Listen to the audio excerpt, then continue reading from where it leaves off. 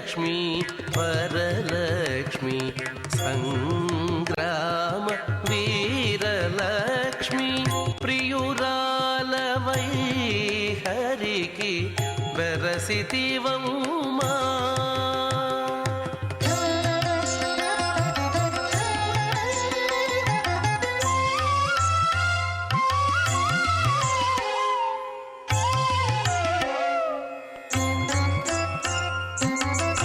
పాలజల నిధిలోని పసనైన మీగడ మేలిమి తామెరలోని మించువాసన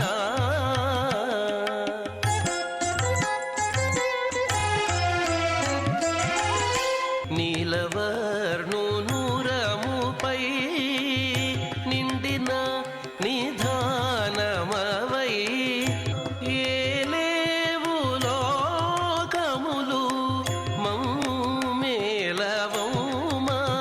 అమ్మా.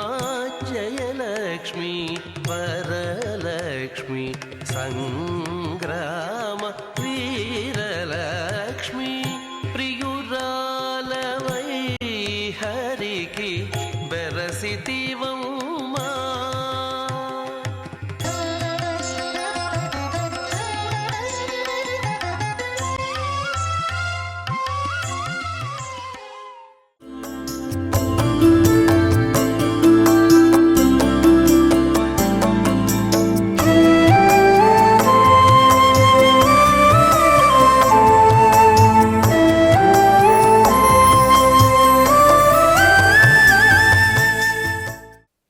బలమివ్వలు దుర్బలులకు బలమివ్వడు నీకు నాకు బ్రహ్మాదులకున్ బలమివ్వడు ప్రాణులకును బలమివ్వుండట్టి విభుడు బలము సురేంద్ర.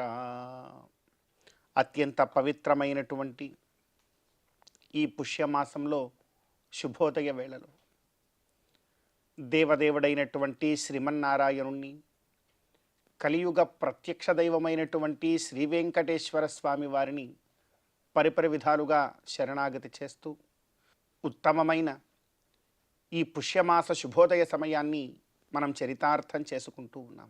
ఈ పుష్యమాసంలో మనందరి యొక్క ప్రధానమైనటువంటి కర్తవ్యం గోవిందుడి యొక్క ఆరాధన. గోవిందుణ్ణి శ్రీమన్నారాయణుణ్ణి ఎంతగా భక్తి ప్రపత్తులతో మనం ఆరాధన చేస్తామో అంత గొప్పదైనటువంటి మహాభాగ్య రూపమైనటువంటి ఫలాన్ని మరి మనందరం కూడా పొందగలుగుతాం. భగవత్ కైంకర్యం కన్నా పరమావధి అయినటువంటిది ఈ లోకంలో మరొకటి ఏదీ కూడా లేదు. విశేషించి సౌరమానం ప్రకారం నడుస్తున్నటువంటి ఈ ధనుర్మాసంలో ఎంతగా మరి భగవత్ కైంకర్యం చేస్తామో అంత భాగ్యవంతులం అవుతాం. అందుకే మనందరికీ కూడా కొండంత బలమైనటువంటి ఆ గోవిందుణ్ణి ఇలా మనం శరణాగతి చేయాలి. బలమివ్వడు దుర్బలులకు బలమివ్వడు నీకు నాకు బ్రహ్మాదులకు. ఈ గోవిందుడు కేవలము నీకు నాకు మాత్రమే బలం కాదు, బ్రహ్మ రుద్రేంద్రాదిత్యాది సకల దేవతలందరికీ కూడా ఆయనే బలం. వారందరూ కూడా ఆ గోవిందుడి యొక్క బలాన్ని చూసుకునే వారి వారి యొక్క కార్యాలను వారు సక్రమంగా నెరవేరుస్తూ ఉన్నారు. అందుకే అంటున్నాం బలమెవ్వడు దుర్బలులకు. ఈ లోకంలో ఎంతమంది అయితే మానవాళి దుర్బలులుగా ఉన్నారో అలా దుర్బలులుగా ఉన్నటువంటి సకల మానవాళికి కూడా ఆయనే బలం. బలమెవ్వడు దుర్బలులకు బలమెవ్వడు నీకు నాకు బ్రహ్మాదులకు. బలమెవ్వడు ప్రాణులకును సకల ప్రాణులకు కూడా ఆయనే బలం, కొండంత బలం. కంటికి కనపడేటువంటి కంటికి కనపడనటువంటి అనేక ప్రాణులు ఏవైతే ఉన్నాయో అటువంటి సకల ప్రాణులకు కూడా ఆయనే బలం అంటూ ఉన్నారు. బలమెవ్వడు ప్రాణులకును బలమెవ్వుండట్టి విభుడు బలము సురేంద్ర. అటువంటి విభుడు గోవిందుడు ఆ శ్రీనివాసుడు మనందరికీ కూడా కొండంత బలంగా ఉన్నాడనేటువంటి గొప్ప ధైర్యంతో మనమందరం కూడా మరి ఈ పుష్యమాసంలో గొప్పదైనటువంటి ధర్మాచరణ అంతా కూడా చేస్తూ ముందుకు సాగే ప్రయత్నం చేయాలి. అటువంటి ప్రయత్నం చేస్తూ ఈనాటి తిథివార నక్షత్రాలలో ఉండేటువంటి తత్వాన్ని కాస్త మన జీవితానికి అన్వయించుకునే ప్రయత్నం చేద్దాం. ఈ రోజున డిసెంబర్ 26వ తేదీ పుష్యమాస శుక్లపక్ష షష్ఠి తిథి. ఈ రోజున ఈ షష్ఠి తిథికి అధిదేవుడు సుబ్రహ్మణ్య స్వామి వారు, గుహుడు. ఈ రోజున సుబ్రహ్మణ్య స్వామి వారి యొక్క ఆరాధన ఎంతో చక్కనైనటువంటి సంతాన రక్షణ అనేటువంటి ఫలాన్ని మనందరం కూడా పొందగలుగుతాం. అదేవిధంగా ఈ రోజున పూర్వాభాద్ర నక్షత్రం. ఈ పూర్వాభాద్ర నక్షత్రానికి అధిదేవత గంగాదేవి. ఈ రోజున గంగాదేవి యొక్క ఆరాధన సకల పాపముల నుండి మనం విముక్తిని పొందగలుగుతాం. అదేవిధంగా ఈ రోజున వారం శుక్రవారం. ఈ శుక్రవారం రోజున మహాలక్ష్మి అమ్మవారి యొక్క ఆరాధన చక్కనైనటువంటి సంపత్ప్రదం కాగలుగుతుంది మనందరికీ. కనుక ఈ తిథివార నక్షత్రాలలో ఉండేటువంటి తత్వాన్ని మన జీవితానికి అన్వయించుకొని గోవిందుడి యొక్క అనుగ్రహంతో ఈ పుష్యమాస శుభోదయ సమయాన్ని మనం చరితార్థం చేసుకుందాం. చందురుతోడ పుట్టిన సంపదల మెరుగవో కందువ బ్రహ్మల కాచే కల్పవల్లివో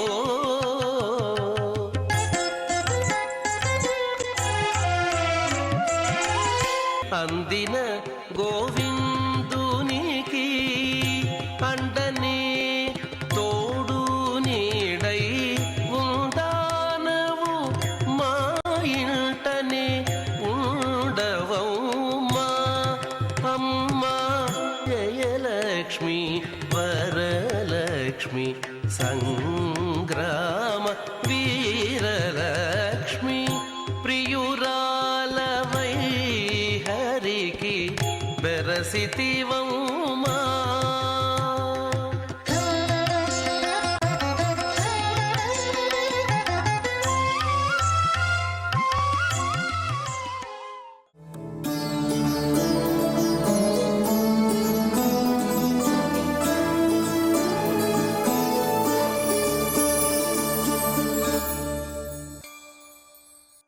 కర్కటే పూరపల్గుణ్యాం తులసీకారణోద్భవాం పాండ్యే విశ్వంభరాంగోదాం వందే శ్రీరంగనాయకీం. ప్రియ భగవద్బంధువులారా, పరమ పవిత్రమైనటువంటి ధనుర్మాసంలో వేదాంత దేశిక విరచితమైనటువంటి గోదాస్తుతిలోని 10వ శ్లోక వైభవాన్ని తెలుసుకునే ప్రయత్నం చేద్దాం. తాతస్తుతే మధుబిదస్తుతిలేశవశ్యాత్ కర్ణామృతై స్తుతిశతై అనవాప్తపూర్వం త్వన్మౌలిగంధసుభగాం ఉపహృత్యమాలాం లేభే మహత్తరపదానుగుణం ప్రసాదం. అత్యద్భుతమైనటువంటి శ్లోకం. పెరియాళ్వార్ల పుత్రికగా గోదాదేవి పిలువబడుచున్నది. ఆ ఆళ్వార్లకి పెరియాళ్వార్లు ఎందుకు పేరు వచ్చింది అంటే గోదాదేవి ద్వారానే వారికి పెరియాళ్వార్లు, పెద్ద ఆళ్వార్లు పేరు వచ్చిందని దేశికుల వారు ఇక్కడ విశేషంగా చమత్కరిస్తూ ఉన్నారు. అమ్మ తాతః తే, నీ యొక్క తండ్రి మధుబిదః స్తుతిలేశవశ్యాత్. మధుభిత్ అంటే భగవంతుడు శ్రీమన్నారాయణుడు, మధువుని అనే రాక్షసుని సంహరించిన వాడు. అతని యొక్క మధుబిదః స్తుతిలేశవశ్యాత్ అంటే దేవదేవుని యొక్క దివ్య వైభవాన్ని పెరియాళ్వార్లు ఎంతో చక్కగా కీర్తించి ఉన్నారు. కర్ణామృతై స్తుతిశతై అనవాప్తపూర్వం. పెరియాళ్వార్లు 473 పాశురములతో కూడినటువంటి పెరియాళ్వార్ తిరుమొഴി అనే ప్రబంధాన్ని భగవంతుడికి అర్పించారు. కానీ అప్పటికి కూడా వారికి పెరియాళ్వార్లం పేరు రాలేదట. ఎప్పుడు పెరియాళ్వార్లం పేరు వచ్చిందంటే ఎప్పుడూ కూడా భగవంతుడు సంతోషపడినటువంటి ఆ దేవదేవుడు గోదాదేవి యొక్క కేశములలో అలంకరించబడినటువంటి ఆ మాలికను ఆస్వాదించిన వాడై పెరియాళ్వార్ని మహత్తర పదానుగుణం ప్రసాదం. పెరియాళ్వారికి ఆ సమయంలో వారికి ఇటువంటి పేరు వచ్చినది, పెరియాళ్వార్ని పేరు వచ్చింది అని చెప్తున్నారు. వాస్తవంగా చూస్తే ఆ విష్ణుచిత్తుల వారు శ్రీకృష్ణుని యొక్క దివ్య గుణ వైభవాన్ని కీర్తించారు. ఒక్కొక్క పాసురం మధురాతి మధురంగా ఉంటుంది.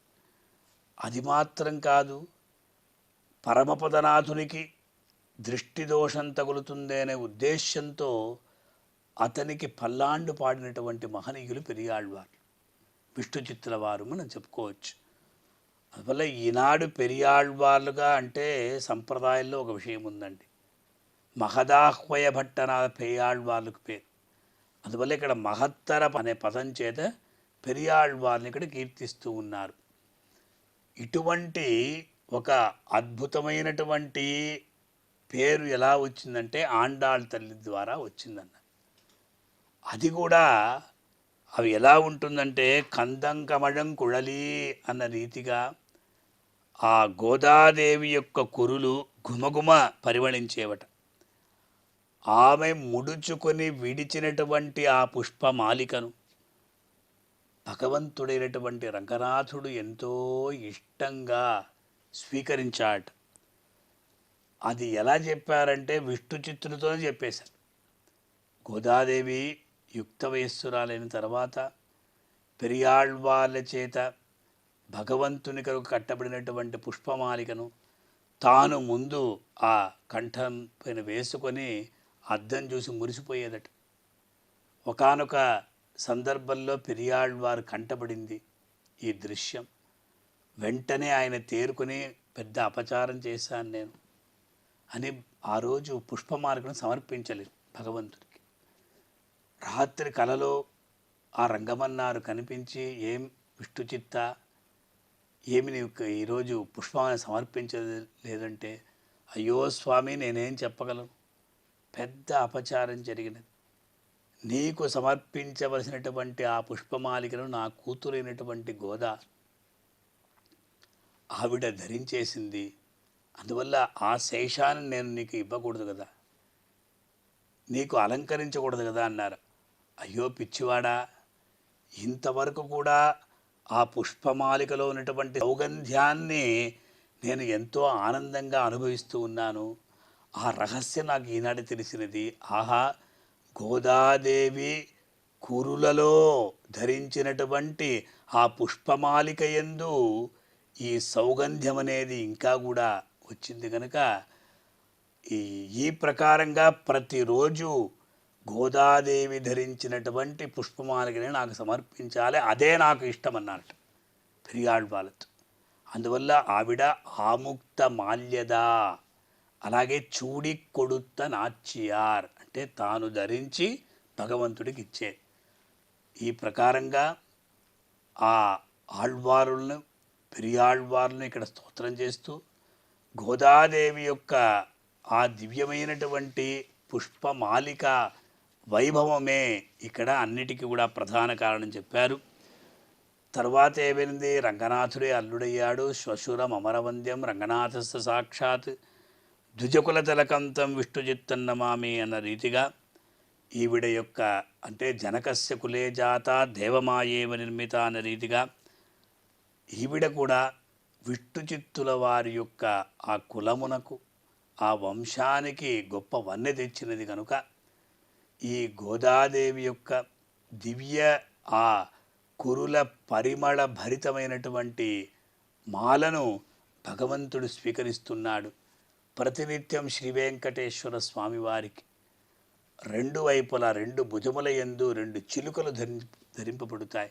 కారణం ఏమంటే గోదాదేవి చిలుకల ద్వారా భగవంతుడికి వెంకటేశ్వర స్వామికి సందేశం పంపిస్తున్నది. అలాగే మనకు తిరుమల క్షేత్రంలో ప్రతి బ్రహ్మోత్సవం నాడు గోదాదేవి ధరించినటువంటి పుష్పమాలిక భగవంతుడికి ధరింపజేయడం జరుగుతుంది కనుక ఈ శ్లోకాన్ని భగవదర్పితం చేసి శ్రీనివాసుని యొక్క కృపను పొంది తరిద్దాం. ఓం నమో వెంకటేశాయ.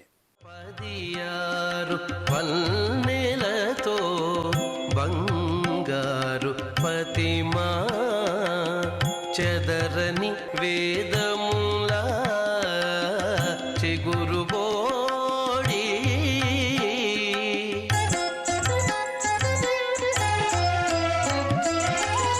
ఎదుట శ్రీ వెంకటేశు నిల్లాలవై నీవు నిధుల నిలిచే తల్లి నీవారమౌమా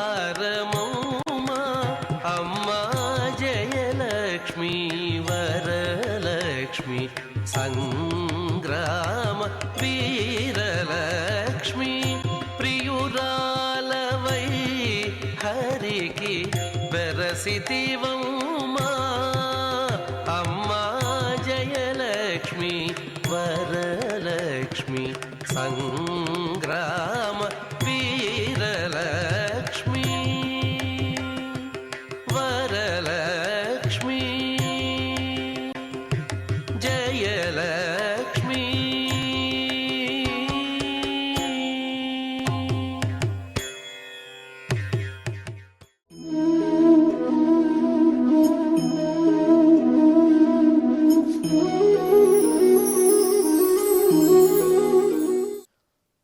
మనము ఉదయం మన కార్యక్రమాలు ప్రారంభించింది మొదలు అనేకమైనటువంటి వ్యాసంగాల్లో పాల్గొంటూ ఉంటాం. పెద్దలతో సంభాషిస్తూ ఉంటాం. మనకంటే చిన్నవాళ్ళతో కూడా సంభాషణ చేస్తూ ఉంటాం. ఎక్కడ ఎవరితో ఏ విధంగా సంభాషించినా కానీ అందంగా మాట్లాడడం, అర్థవంతంగా మాట్లాడడం ఒక గొప్ప కళ. దానికి చెప్పారు పెద్దలు, అల్పాక్షర రమణీయం యః కథయతి నిశ్చితం సవై వాంగ్మీ, బహువచనం అల్పసారం యః కథయతి విప్రలాపి సహ. అల్పాక్షరముల అనల్పార్థరచన అన్నారు పెద్దలు. తక్కువ మాటల్లో ఎక్కువ సారాంశాన్ని చెప్పడం అది గొప్ప నేర్పు. అలా కాకుండా అటువంటి వాడు నిజమైనటువంటి వాంగ్మీ అన్నారు. వాంగ్మీ అంటే శ్రేష్టమైనటువంటి దక్షతతో కూడుకున్నటువంటి జ్ఞానంతో మిళితమైనటువంటి సంభాషణ చేసేవాడు అని అర్థం. మంచి వాక్కు కలిగినటువంటి వాడు, సిద్ధవాక్కు, శుద్ధవాక్కు, వాక్శుద్ధి కలిగినవాడు, వాక్సిద్ధి కలిగినవాడు, అటువంటి వాడిని వాంగ్మీ అంటున్నారు. అటువంటి వాడి లక్షణం ప్రధానంగా ఏమిటి? అల్పాక్షరముల అనల్పార్థ రచన. అది గొప్ప విషయం. బహువచనం అల్పసారం. కొంతమంది ఓరు మాట్లాడేస్తారు గంటల తరబడి, సారం ఏమీ ఉండదు. అటువంటి వాడు విప్రలాపి, ప్రలాపాలు తప్ప అవేమీ కాదు అని.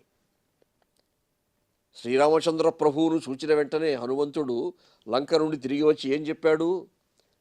దృష్ట్వా దేవీ ఇతి,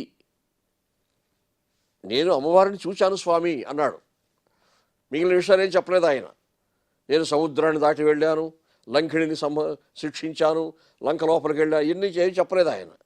నేను అమ్మవారిని చూశాను అన్నాడు. అంటే ఆ యాత్రలో ఆయన ఏ విధంగా సఫలీకృతుడైనాడో అట్లా తెలిసిపోయింది రామునికి. అలా ఉండాలి. కానీ ఇంకా పూర్తిగా ఏదేదో చెప్పేస్తే ఏమి లాభం చెప్పండి. మహాభారతంలో కూడా తిక్కన గారు దీనికి పెట్టింది పేరు.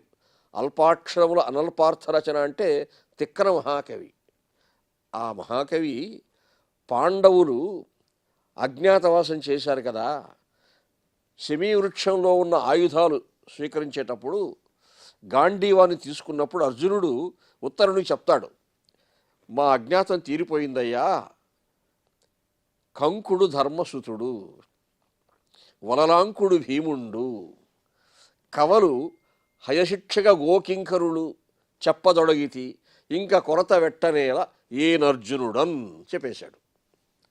చూసారా, వాళ్ళ 12 ఏళ్ల అరణ్యవాసం, 1 సంవత్సరం అజ్ఞాతవాసం ఒక కందపద్యంతో తీర్చేశారు తిక్కన గారు. కందపద్యం చిన్నది, శార్దులమత్తే బాధులనే పెద్దవి. అటువంటి వృత్తాలు ఎన్నుకోలేదు ఆయన ఆ అంశం చెప్పడానికి. ఇవి అల్పాక్షరముల అనల్పార్థ రచన అంటే ఇటువంటి నేర్పు ఉండడం అన్నది అదొక దైవ ప్రసాదం, ఒక వరప్రసాదం. చాలామందికి ఆ కళ అలవడదు. ఎక్కువగా విషయాలు చెప్తూ ఉంటే ఏం లాభం చెప్పండి.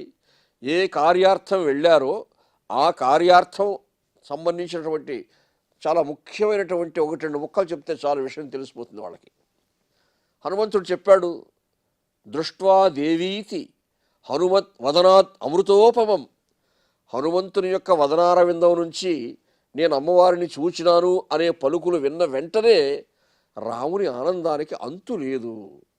అలాగే లక్ష్మణస్వామి కూడా హర్షమాస సలక్ష్మణ. లక్ష్మణుడు ఎంతో ఆనందాన్ని పొందాడు. అబ్బా, మన వ్రతం ఫలించింది, అమ్మవారు ఉన్నారు అని. ఎందుకంటే అప్పుడప్పుడు ధైర్యం చెప్తున్నవాడు ఆయనే రామునికి, అమ్మవారు ఉన్నారు అన్నా తెలుస్తుంది అని. అటువంటి అన్నీ మనం అధ్యయనం చేసినప్పుడు తప్పకుండా అల్పాక్షర రమణీయం అన్నది జీవితంలో ఎంతో ముఖ్యం మనకు. అది మనం పాటించాలి.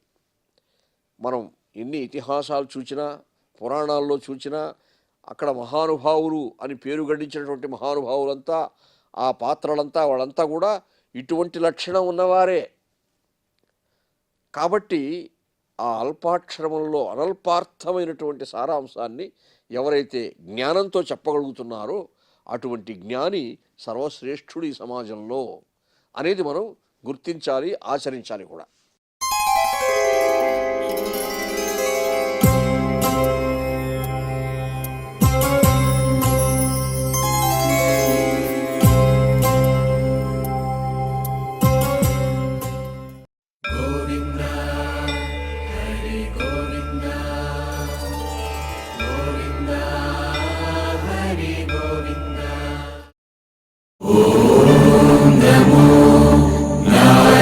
నారాయణాయ